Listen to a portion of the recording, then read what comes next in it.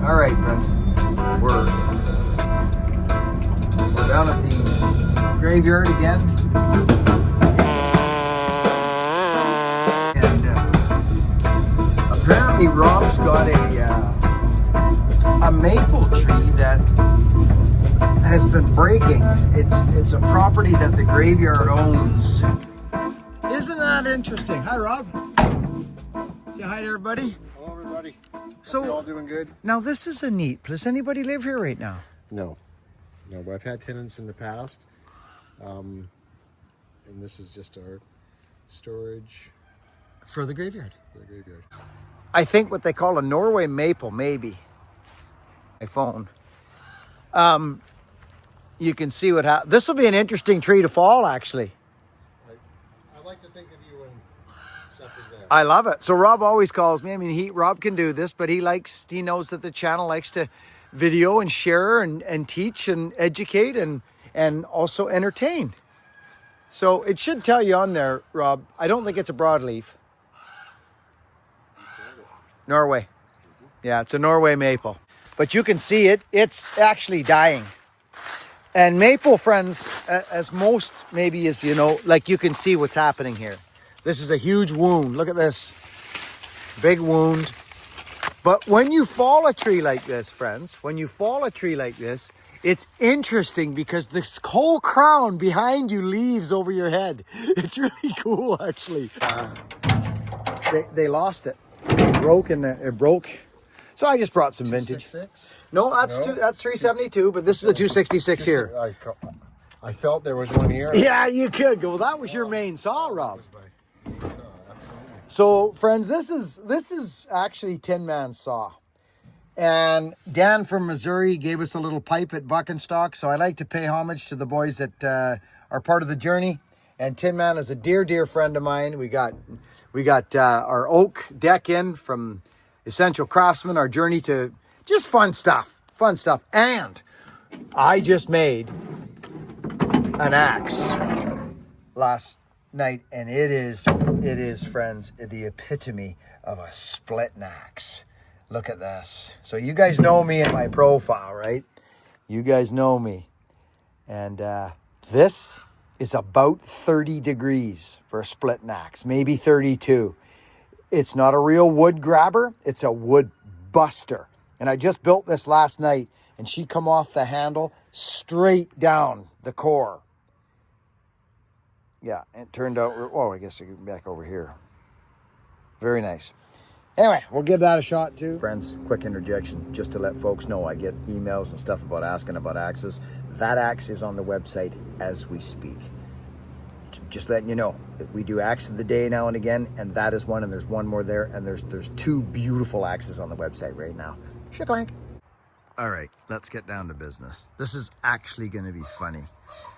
When you see a tree leave you from the stump, I'm just going to bolt out of there because I've assessed the crown. There's no dead, like it's, you know what I mean, friends? But I'm telling you, when you fall a tree like this with a massive crown over top of your head, it's such a neat feeling.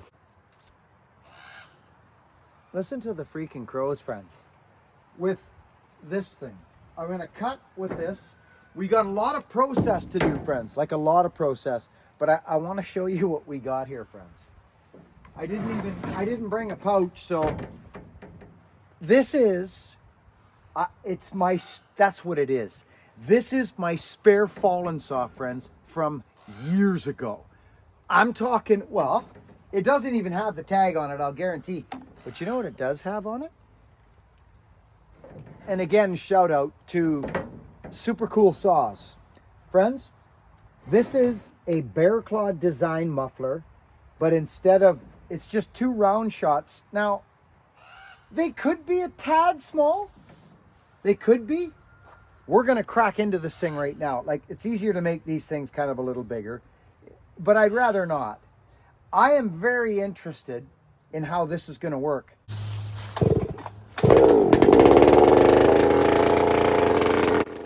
Okay, friends, this is almost embarrassing.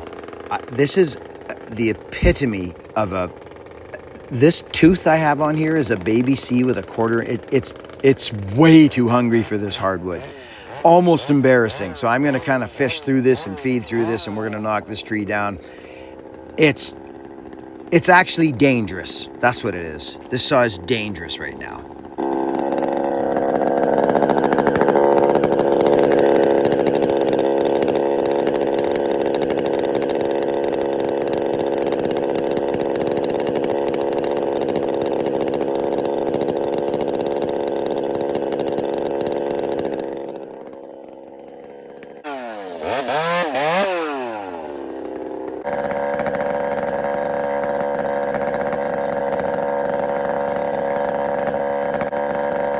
Epitome of the baby seed.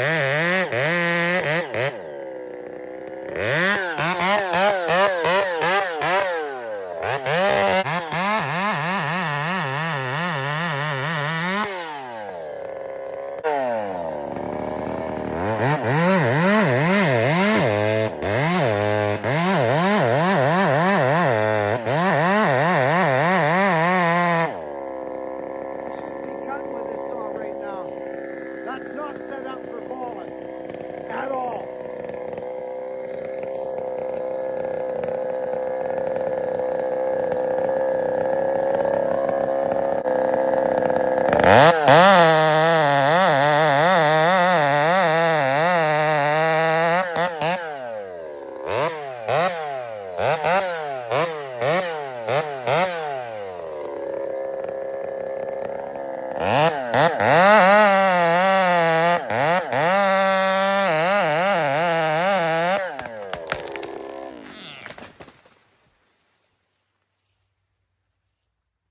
Okay, this saw is not set up for big, hard wood. But you know what it is set up for? Watch this.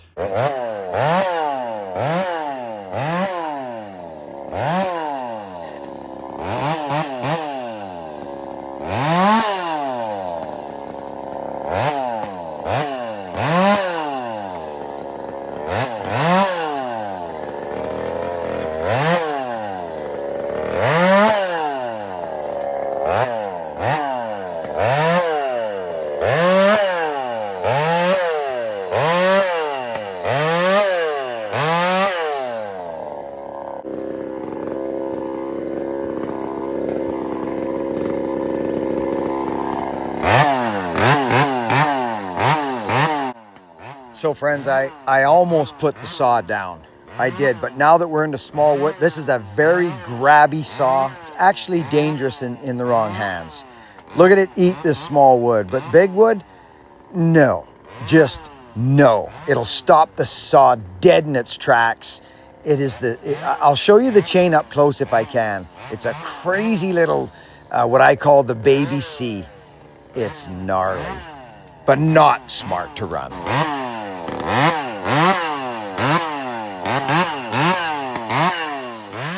So friends, I have a way of processing big trees like this. It's not the safest, but you've got to be aware of what's going on at all times because it can twist and crack and break a limb and fall on you.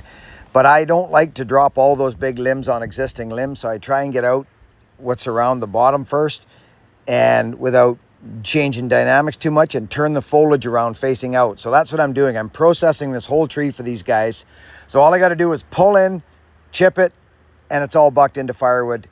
I was here for a couple hours. The job is done. I'm going to shoot you some great little shots. Right. One side processed completely, half the tree left, but now you got to watch the tree falling down on you. So you want to see if you got big limbs holding it into the trunk. Probably we don't probably, or holding it into the ground. So we're just going to flip some of this aside.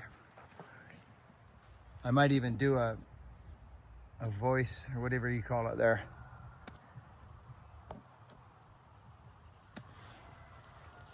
Tin Man.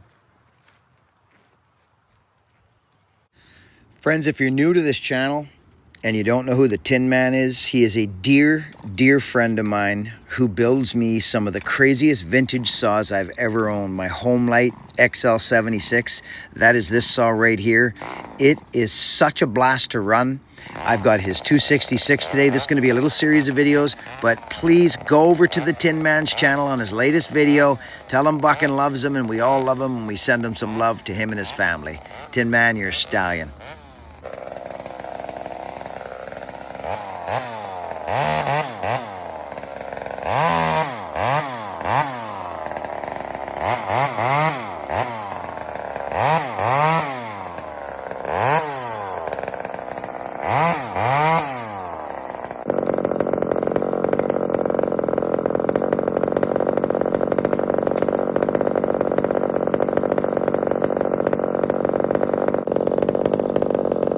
Listen to that saw.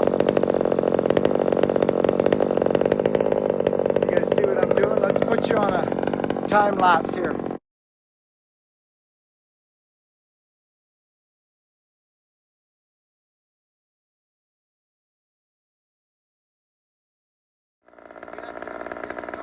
Instead of you guys trying to hear me talk over the saw idling, I'm just explaining that you've got to be careful if you're doing things this way, because you're at the mercy of fiber holding those big branches from not rolling and twisting on you. So you don't want to go crawling under there like I do sometimes. You gotta really assess the tree. But I do like to get the most that I can out from underneath before I start dropping all these big limbs on top of more limbs. It's just something I've been doing for years, and I try to mitigate my feet, you know, having stuff at my feet. So, because you can trip and go down, and what if something cracks and pops and you try to walk backwards and you trip and fall? We've all done it. I still do it, for crying out loud. Just take your time.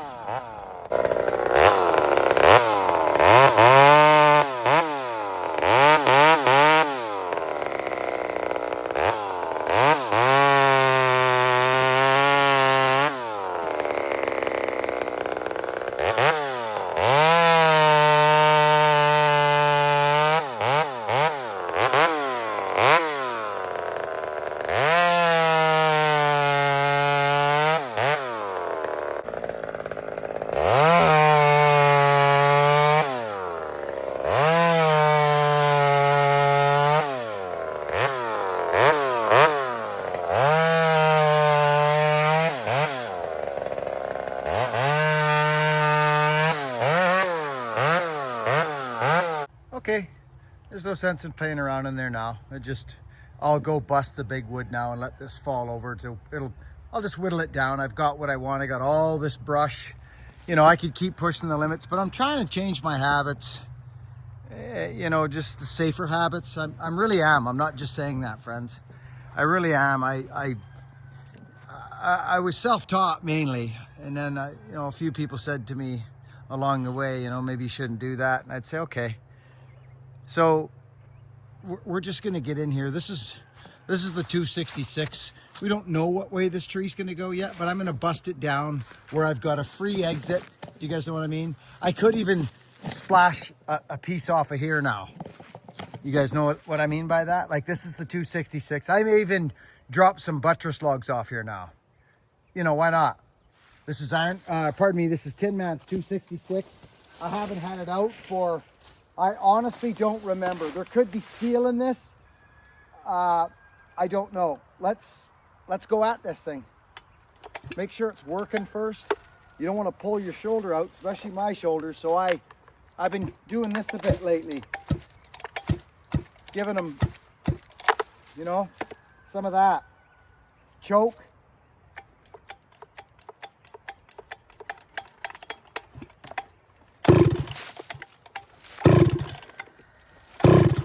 Shouldn't be bad. There it is.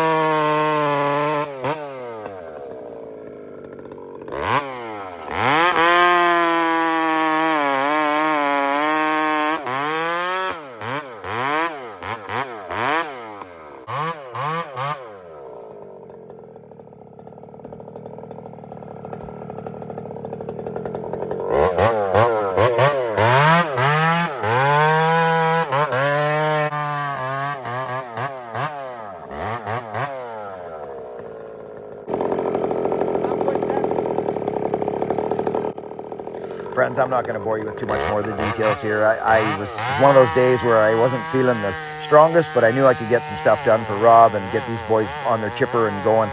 But I got to say, Tin Man, again, buddy, thank you for all the time and the effort you've put into this program for me and getting these old vintage saws going, buddy. Nobody does it like you. You and the Iron Horse and Scotty Wilson gave me such fun equipment to run, so I love you, buddy. Thank you.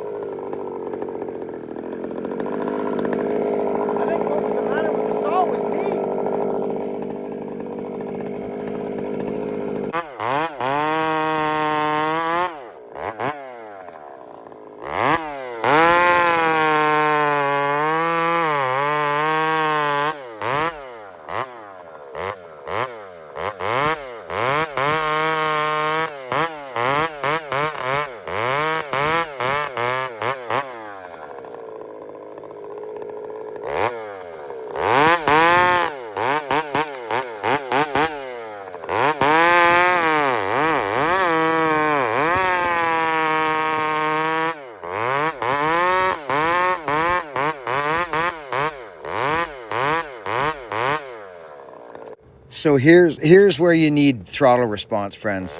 This is me just going off. It's the end. I'm finishing up. I got to go. I just start ripping. And this saw's got crack and pull, and it's light, and it's strong, and I'm tickled with this thing.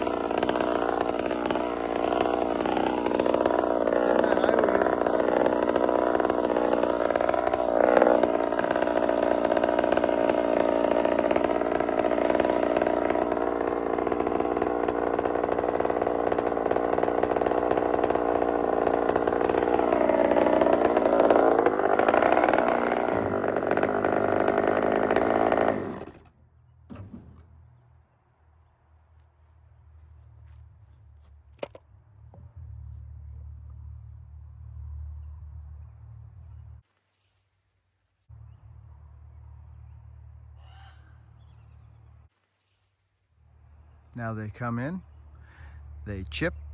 They don't have to turn no brush around. It's all turned around and faced butts out. And they just drive around and chip it all up.